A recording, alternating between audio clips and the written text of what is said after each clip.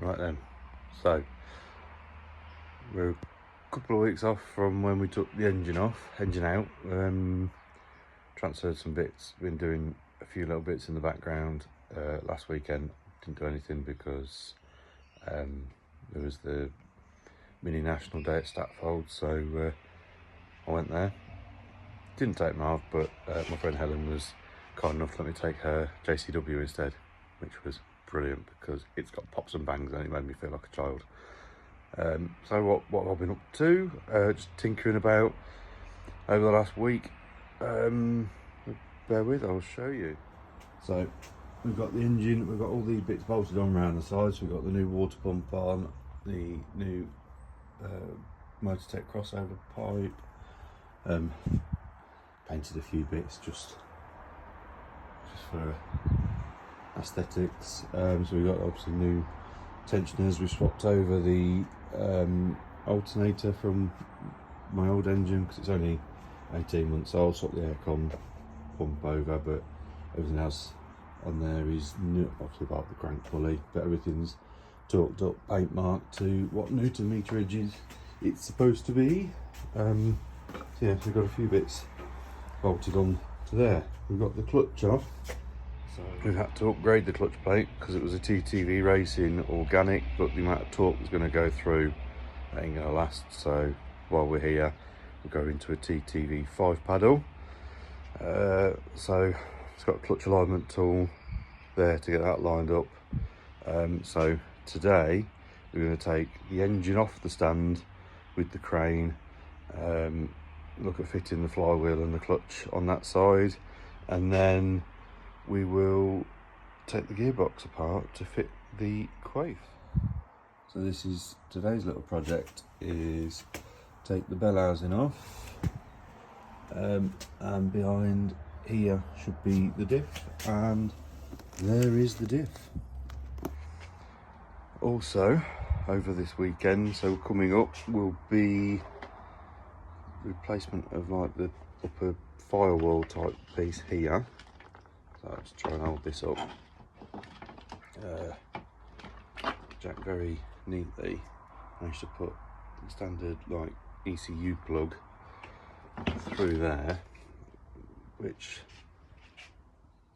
goes to this. Still don't understand how that works, but basically we'll be replacing all this bit. So under here you have to go smaller battery and everything, so we do a bit of cleaning up in there as well, ready before the engine goes back in after the frame comes back from powder coating. So here we go. I'm going to be able to play with this clutch plate alignment tool, set it all up. So you can see now, here is my nice 5 paddle clutch. Just trying to make sure that it's central onto the plate behind it. I'm sure it's got a technical name, I don't know. Handle it tells you that this is the flywheel side near the engine, which is good. It's quite a clever little tool actually. It's got something that comes through here, and then you tighten up a bit here and it holds it central, so that's central on that pressure plate. So now to try and get all that onto the car. Right, here we go. Crane's all set up to support it. Just going to undo these 3 bolts at the back, and the engine should be free of the crane, the stand. We have it.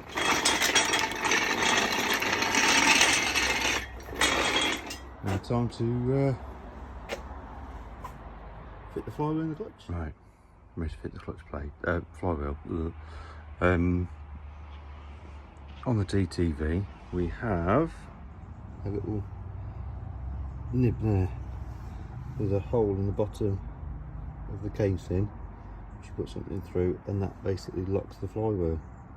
So looking at the orientation of the bits on here, I've put a few bolts in and turn the engine by hand so that this locates with this there. Right. So looking at the bolts that came out, looks like they had like you see that thread lock and stuff on, so and reapply some thread lock, and then they'll go in here. I'll do them up. I'll double check the torque specs, but I think it's something daft like 6. But then I'll double check. I'm not going to quote because I'm going to sound stupid because it's probably wrong. But I will double check, and I can let you know what I'm talking to when they do it. Flywheel, 8 Newton meters followed by 30 Newton meters plus 90 degrees on all 6 of the bolts. So I'm doing the opposites as if I was doing a wheel, not tightening a wheel up, which I think is the best way. So we go 8, 8, 8, 8, 8, 8, and I'll go 30, 30, 30, 30, 30, 30, and 90, 90, 90, 90, 90, 90. And I'll get my paint pen out and just paint them, just so that I know I've done them. I know I've done them, but at least if ever I come to take it apart to go again, I'll go, ah, yeah, that's what I did. So this is the 30 Newton meters. I'll go in 1, 2, 3,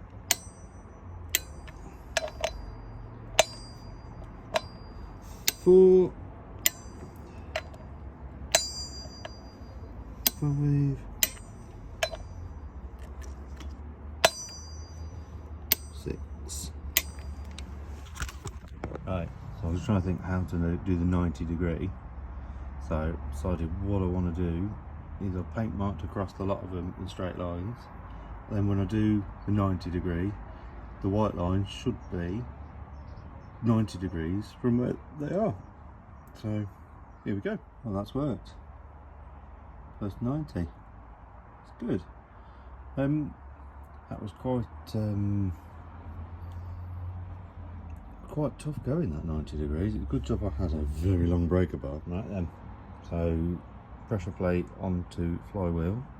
Just read is either 23 or 28 Newton meters. So there we go. Right then, so that's that all done. Just need to paint mark those up, and we're all good. I went round as the middle one of each one first. 1, 2, 3, and then I went round and did them all, and then once they're all torqued up, I did a lot of them again. Opted for the 28 because I figured 28 is better than 23. I'm probably wrong, but that was my logic. Now, clutch and flywheel fitted. Happy days. Attention now moves to the gearbox. I watched a YouTube video on it. Very helpful American guy. He was doing it on R53, but he said the 56 are the same, so I suppose let's just dive into it. And what's the worst that can happen is I can't do it, and then I'll phone my friend and say, can you come and do it for me? Wow. Crack the gearbox open. If anyone tells you that's an easy job, they are lying. That is tough. Take everything out, you got your pry bar in on lever points just to try and press it, and also it still doesn't want to go. So you're like, right, okay, cool. Stand above it, give it a ball. It came, but, and the smell. Whoa. No, it stinks.